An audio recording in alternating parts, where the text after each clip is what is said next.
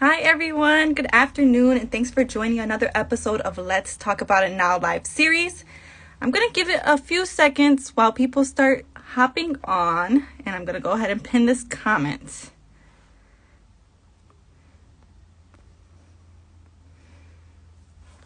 All right, so welcome to all of you who are new here. My name is Veronica. I'm the social media manager at Now Medical.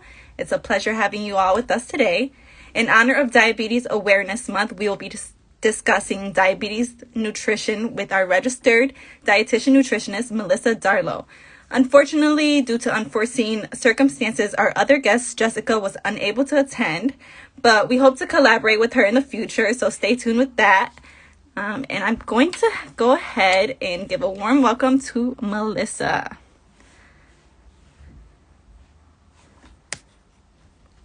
And as always, if you have any, please go ahead and click the Q&A box and just type them in the screen right there. Let's make sure we get her in here. Should be popping up. Am I There we here? go. Yes, you are Awesome. How are you? good. How are you? Thanks for taking the time to join us. I'm great. Thanks for hosting this. Of course. So today we did post an amazing Meet Our Providers video that we created introducing yourself and your passion for nutrition. But for those who didn't get a chance to watch, can you just give us like a quick intro? Absolutely. So, my name is Melissa. I'm a registered dietitian at Now Medical. I have a background in fitness, health coaching, and just am an overall health and wellness enthusiast. So, happy to be here. And for those of you who haven't seen that latest post, make sure you go ahead and check it out. Melissa talks more about her her interest and her vision for healthcare. So that's definitely something worth checking out. All right, so let's get right into it. Many of us know that managing blood sugar is the key to living well with diabetes, and eating well is the key to managing blood sugar. But what exactly does it mean to eat well? Great question, Veronica. So, what does it mean to eat well? Well, for starters, we want to eat foods that we enjoy, right? Food should be meant to be loved, to be enjoyed. So when I work one-on-one with patients, I get a sense of what do they like to eat. So when they share with me, what a day of eating looks like to them based on their culture, their preferences, intolerances perhaps. From there, I provide some education about, what are these food groups you're consuming? So then we say, all right, if you are having rice, what is rice? So rice is a carb. And then I explain to them how that impacts blood sugar. And of course, we want to keep that if that's something you enjoy. But could we pair that with a protein? Could Mm. we pair that with a healthy fat? And the reason I bring this up is because, and I'm sure we'll get more into this, eating pattern throughout our conversation, is that is the key to not only eating well with individuals with diabetes, but for all of us and all of our health, because that really helps to maintain our blood sugar. I love the fact that you brought up like their culture.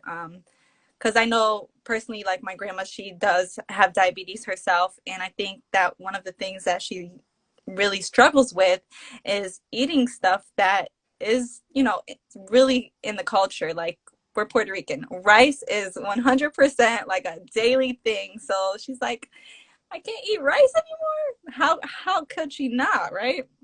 Exactly. It's just about eating the rice, maybe with some chicken, Yeah. eggs. Hmm. Speaking about like eating rice, I think something like super important would be portion control. Can you talk more about that with diabetes? Absolutely. So, portion control, as we mentioned, we want to consume the foods that we love. So, when I work with patients, you can really use your hand as a guide. So, imagine if you're going to have a protein, the protein could be the size of a deck of cards. If you want some rice, about the size of the palm of your hand. Any additional fats or oils, could we use our thumb as a tablespoon? So Hmm. you have all of the tools at your disposal. And Hmm. if you're on the go, and you don't have measuring cups and things like that, because, who carries those around? You can just use, yourself and say, all right, I'm going to have some rice, some pasta. Could I stick it to this? Yeah, that's some really good tips. Kind of off topic, but I did see I did see a video with a guy who tattooed like tablespoons and teaspoons on his. He was a cook, so it was super easy for him to measure all the time, and it seems like it was pretty accurate for him. But we don't always have tattoos on our hands. Right. That's one way to do it, though. Yeah. So someone commented, they said that you should really eat a lot of fruit and greens in this time. And so one of the things that I um, thought was that it's not good to eat fruit when you have diabetes because fruit has a lot of sugar. Can you talk more about that? I'm not sure if I'm correct. hmm Great question. So I'm a visual learner, so I brought some fruit. Ah. So let's walk this through. hmm Fruit does contain sugar. hmm However, it's a naturally occurring type of sugar, which means when we're eating fruit, this blueberry right here, it also has vitamins and minerals and fiber. So the reason I would recommend, whole fruit over a fruit juice is that in the juice, it's stripped away of its nutrients. So all we're left with is sugar. So absolutely, whole fruit has a place in the diet. And you know what would be even better?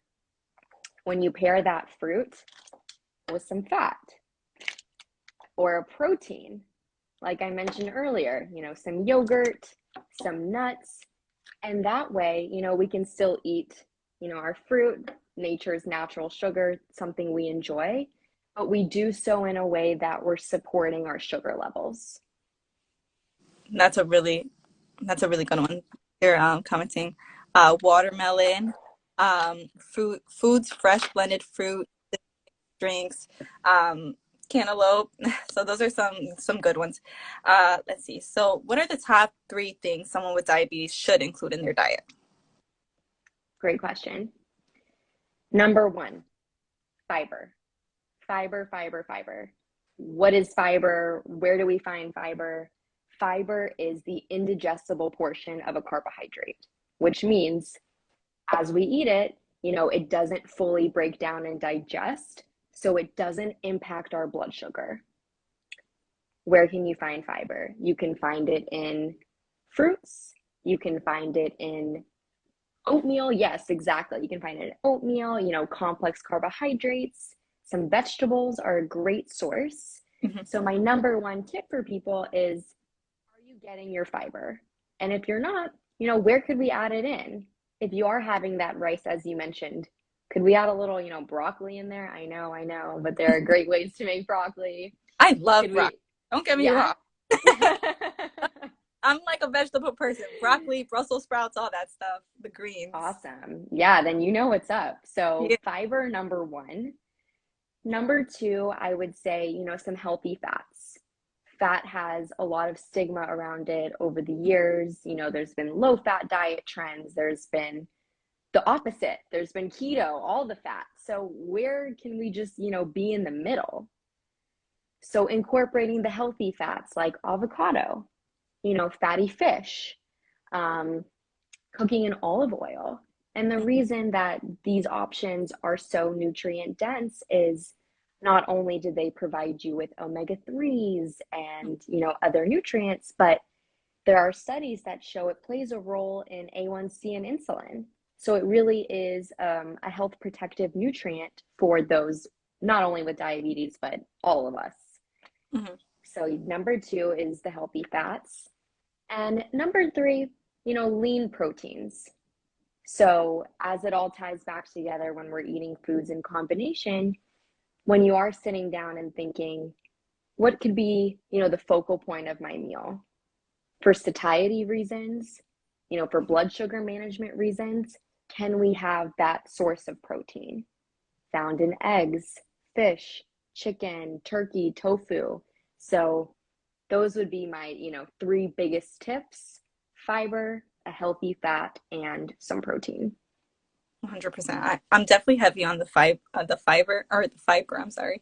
Um, just like overall digestive health, fiber is.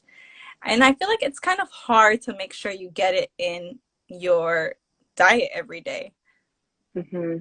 One of the ways that I try is with some super seeds. I'm not sure if that's something that you recommend, but it's like flax seeds, chia seeds. What do you think about that? I think that's great. It could be added to yogurt, stir fry, smoothies, things like that. I also, when I talk to patients, coming back to the rice again, Mhm. but cauliflower rice, regular rice and Oh, cauliflower rice, just kind of mixing it all together. yeah. You can have a larger portion, you can get your veggies in. Also, in baking for young ones, if you shred some zucchini in a brownie or an oatmeal, you can't taste it. You can't And taste right there, no, you can't taste it. it. You're crazy. You like Promise. Promise. If you add cinnamon, nutmeg, things like that, it really is tasteless and it's there.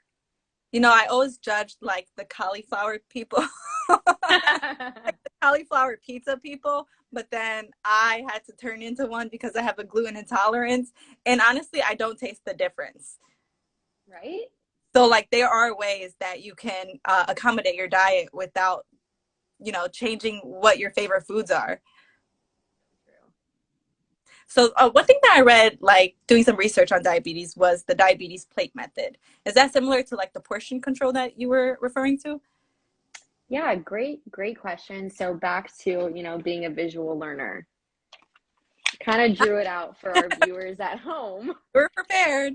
This is the plate. Imagine you have your plate. You split half of it, non-starchy veggies right here. What do non-starchy veggies contain? Fiber. So your greens, any kind of greens right there.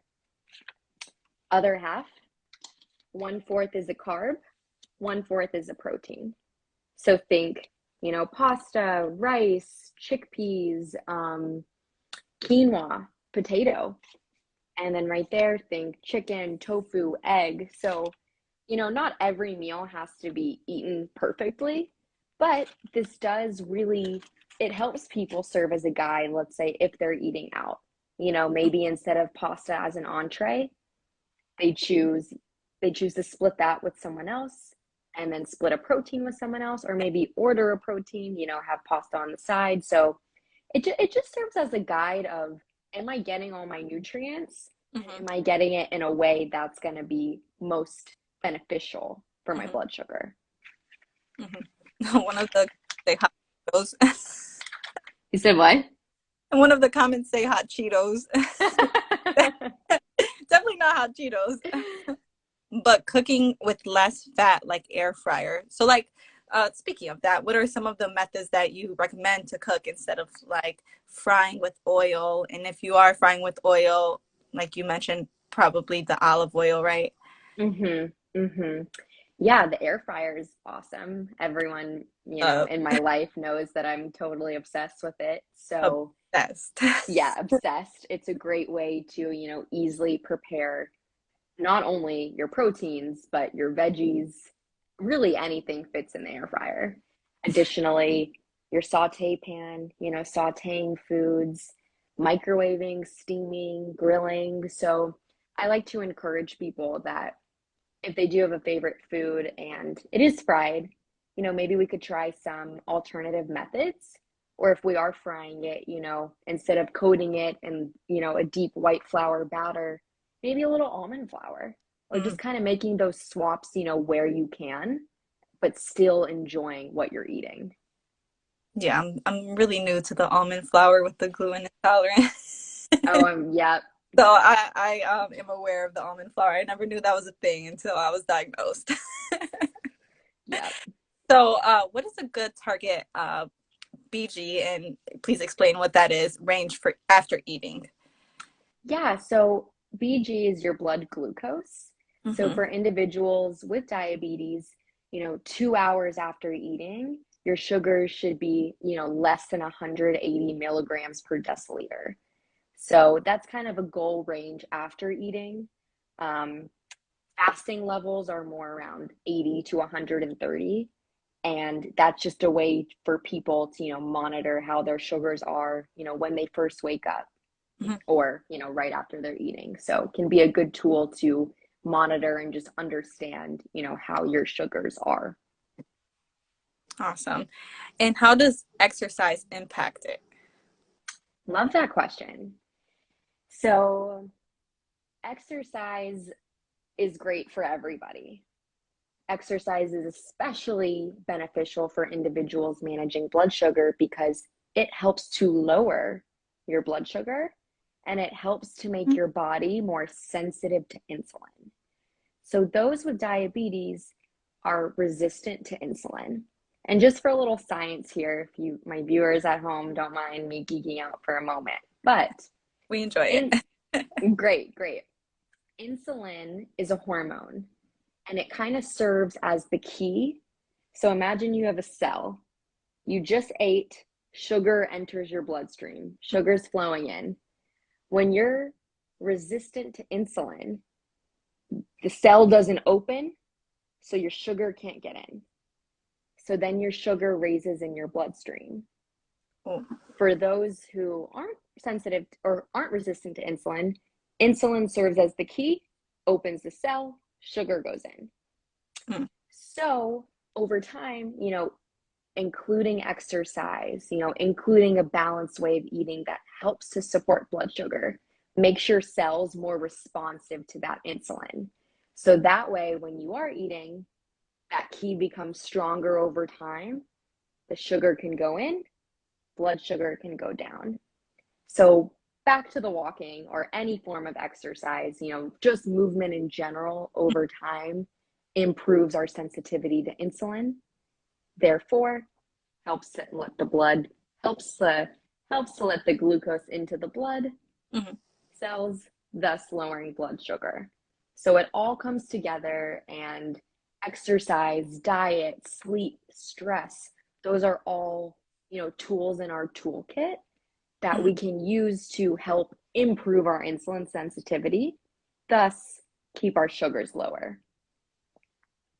Someone said, any help with snacking? That's a really great point. Yeah, great point. Great. Gator Dad, my father actually. Hi, Dad.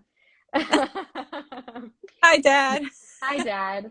So, snacking, yeah, we all do it. So, how do we snack smarter? Well, I like to say, what is it that you're reaching for, when you are hungry?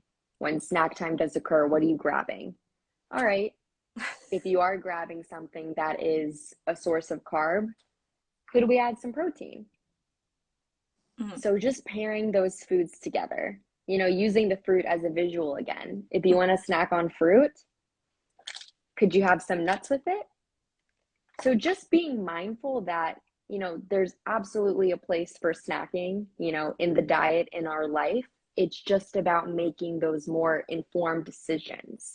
So am I snacking on, macronutrients together, protein, carb, fat, fiber, carb. So therefore, my blood sugar levels, they stay in range and they stay in an optimal level, throughout the day and until the next meal. Could you give us like top 5 snacks that you love Yes, for yes. those with diabetes? Top 5 snacks. All right, let's run through it. A banana and peanut butter, great snack. Um, Yogurt and some nuts. Mm-hmm. It's another big snack that I like. Popcorn and some nuts. Popcorn has fiber, guys. If y'all knew that, 2, 3 cups of popcorn, it's a great snack with a little bit of nuts. Um, Hard-boiled eggs and some fruit, Mm-hmm. just having those on hand. Another great snack, chickpeas. Go to the store, get a can of chickpeas, air fryer, roast them up, put a little seasoning. What a Oh, great snack. yeah, that was a hack because I never even thought about using the air fryer with the chickpeas, but it sounds amazing. Yeah. I So, think, and mhm. I was just gonna say that I think one air fryer chickpeas look. yes, Christine knows. Yes, I think one thing to note is like not all yogurt is made the same because I see so many yogurts like full of added sugars. Hmm. on top of that, like popcorn, like you mentioned, like there are the good popcorns, and then there are the not so good popcorns. Absolutely. And I speak a lot with my patients one on one about how to read food labels, and what to be on the lookout for. So just because, the front of the container or the front of the package might promise all of these things, lowers cholesterol or heart healthy, let's turn it around. So the real investigator comes out when you turn it around and see what's the protein, what's the added sugar, like you mentioned, are there any grams of fiber? So just kind of playing detective when you're at the store and thinking, okay, if I'm gravitating towards this product, Mhm. let's just make sure, like you said, it's not filled with all these additional things that, turn my yogurt into an ice cream. And ice cream. That's a good way. Yeah. That's what a lot of them turn into, especially, you get so sucked in with like strawberry banana. Like, oh, I love strawberries and I love bananas. And you think that's just strawberries and bananas until you look at the back and like there's barely any strawberries and bananas. Exactly. And I tell my patients, if that is a flavor you enjoy, let's experiment with getting a Mhm. plain version. And then could we add those ingredients at home? Could you add your own strawberries, your own bananas, maybe a little cinnamon? Oh my gosh, I'm going to the kitchen after this. Me too. That's such a good idea. The chickpeas, the adding cinnamon. So we're talking about all this like foods that are great that you should eat, but what are some foods that you should avoid 100%? In terms of avoiding 100%, I don't want to encourage like anything to be completely off Yeah. limits, but in terms of what could we be more mindful of, Mhm. a big one is, sugar sweetened beverages. Mhm. So I have people that come to me, they can't understand why, they are eating these whole foods, they are eating nutrient dense, but their sugars are just hanging around in this really elevated range. And they say, I don't understand. So we break it down. Well, what are you hydrating with? And a lot of the times, it's multiple sodas a day or it's multiple fruit juices a day. So I like to encourage people, making that swap of, can we minimize the sugar sweetened beverages, have water, unsweetened teas, um, sparkling water or flavored water if that's something that they prefer. But the sugar sweetened beverages are a big, big one that I, encourage people to be mindful of. Yeah. That's a really good one. So for those people, because I know like it can be really easy to get like addicted to like, Pepsi, all these sugary sodas that people just really like. And once they have some, they have a hard time stopping. Are there any tips that you have to like, how can you, control yourself without completely limiting yourself, giving yourself those little guilty pleasures here and there? Yeah, yeah, totally. So for those that love the soda or, need that other flavor besides water, I understand. So what can we do to, spice up your water? Could we add some fruit? Letting it seep overnight with some lemon, some orange, watermelon, even, just adding that additional flavor to your water. Or, at the store, they sell these droppers and they have various flavors. Just making sure, there's not a ton of added sugar, but if you need a little squirt here and there, that over, a Coke, a Pepsi, I would take that any day. Yeah. Okay. So I have one more question. Yeah. This one's I kind of thought of more so for me, but I'm sure there's a lot of people over here who might be thinking the same thing. So, for those who don't have diabetes, but maybe diabetes runs in their family and they know that they are very prone to possibly becoming pre-diabetic or actually getting diabetes in the future, what can you recommend? How can they watch what they eat? What should they avoid? Or just how should they go about their diet knowing that diabetes runs so rampant in their family? That's a great question. So, all of these principles, they apply to everybody. when you are cooking or dining out or making food, just anywhere, anytime you're eating, following these principles of can I have some protein, some fat with a carb? That is so beneficial for all of us because we all, we still experience the highs and lows that come with consuming sugar. Mm-hmm. So when we consume sugar, whether it be in the form of fruit, of a bag of Cheetos, whatever it is, one portion, and two, still trying to pair certain nutrients together.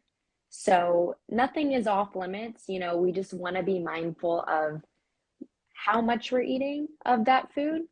And, oh, okay, can I do this? Can I add this to make sure my sugar levels are going to stay steady?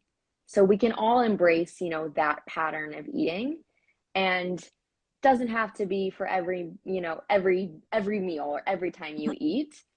Yeah, Just, a general guide, just to help, make more informed decisions so you can feel in control of your health and in control of, your food choices. I like that, in control of your health. And I also really appreciate the, not limiting yourself 100%. That's super important because I feel like when you limit yourself 100%, then you're going to get to a point where you just want to binge. Yeah, you're so right. Yes, like if I don't eat any chocolate, there's going to be a day where I'm just going to eat loads of chocolate. Mm-hmm. Mm-hmm. Restricted myself way too much. And I think that, restricting yourself is also really bad for your mental health. Absolutely. They all play a role together and, you know, not only help us keep our blood sugar levels stable, but our overall health will benefit. Awesome. Well, you gave us so many great tips. Is there anything else that you want to add or talk about before we get off? Um, I hope, everybody enjoyed this conversation. And if you are interested in working one-on-one, you know, how could these rules apply to your life, your diet? You can easily make an appointment with me online on our app, and you know, we can work together. So I would like to just let everyone know that. Yeah, because like we were discussing the other day, it's so hard to take all this information and just figure out what do you do with it. Analysis paralysis. There is a lot out there. Yes, you So, just get stuck when you have so much information, overwhelmed. So it's great to work with someone who knows what they're talking about and can help guide you and help you learn. well, I appreciate you putting this on, hosting this, and I hope everybody, learned something. Well, thank you for joining. Have a nice night. Thank you, everyone. Thank you. All right, have a nice night. Bye. Bye.